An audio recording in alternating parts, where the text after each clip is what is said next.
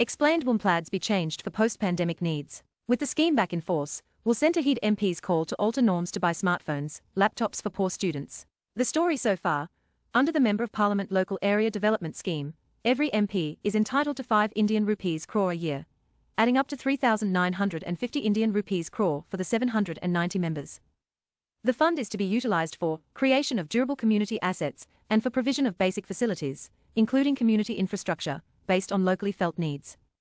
This money does not directly go to the account of the MPs. They can only recommend works.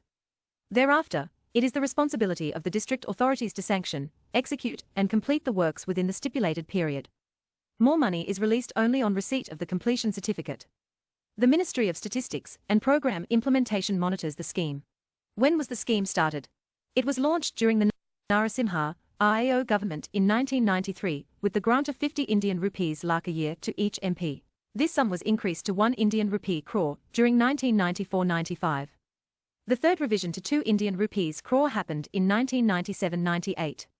The United Progressive Alliance government in 2011-12 raised the annual entitlement to 5 Indian rupees crore. There have been regular demands from MPs across party lines to increase the amount further. How does it work?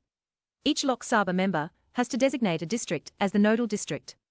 The district magistrate is responsible for handling the funds and monitoring the projects sanctioned under the scheme. A Lok Sabha member can recommend works in his constituency alone, while a Rajya Sabha member can use the funds for works anywhere in a state. In case of a natural calamity, the MPs from non-affected areas in both Houses of Parliament can recommend works estimated at a maximum of 25 Indian rupees lakh a year in disaster-hit places. What are the controversies? The scheme was first challenged in 1999 by Jammu and Kashmir National Panthers Party chief Bhim Singh and an NGO, Common Cause. They alleged that in the absence of any guidelines, the funds were misused by MPs. In 2005, a sting operation showed some MPs allegedly demanding money from contractors to award work for projects under the scheme. The exposé led to the expulsion of members from both houses. In 2006, the scheme made the headlines because of the allegations that a trust run by the family of the then Election Commissioner, Naveen Chawla, got funds under the scheme. Finally, on May 6, 2010, the scheme's constitutional validity was upheld. The Supreme Court said in its judgment that mere allegations that the funds were prone to misuse could not be the ground for scrapping the scheme. However, it suggested improvements to the scheme. When was the scheme suspended? On April 6, 2020, the scheme was suspended for 2 years. The government argued that it needed every last penny to tackle the COVID-19 pandemic. The scheme's budget of 7,900 Indian rupees crore for 2 years was to be subsumed under the Consolidated Fund of India.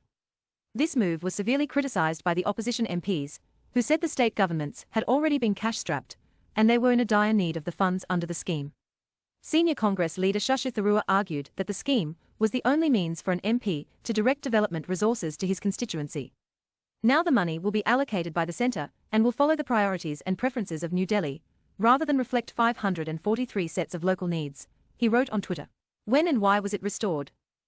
Last Wednesday, the Union Cabinet brought back the scheme, almost 6 months before its expected restoration. According to a statement from the government, the country is on the road to economic recovery, and the scheme continues to be beneficial to the creation of durable community assets, the fulfillment of the aspirations of the locally felt needs of the community, the skill development and creation of jobs across the country, thus helping to achieve the objective of Atmanirbhar Bharat. For 2021-22, it is only a partial restoration, since instead of 5 Indian rupees crore for each MP, the sum will only be 2 Indian rupees crore. What are the changes expected? The COVID-19 pandemic has forced a significant change in the policy decisions. The government may refine the scheme to suit the post-pandemic world. Currently, the funds are only to be spent on durable assets, but many MPs have demanded that the guidelines be altered for the funds to be spent on smartphones and laptops for poor students to ensure that they did not miss out on online education in future, as they did during the pandemic. This issue was also raised at a meeting of the Rajya Sabha Standing Committee on MPLADS on Friday.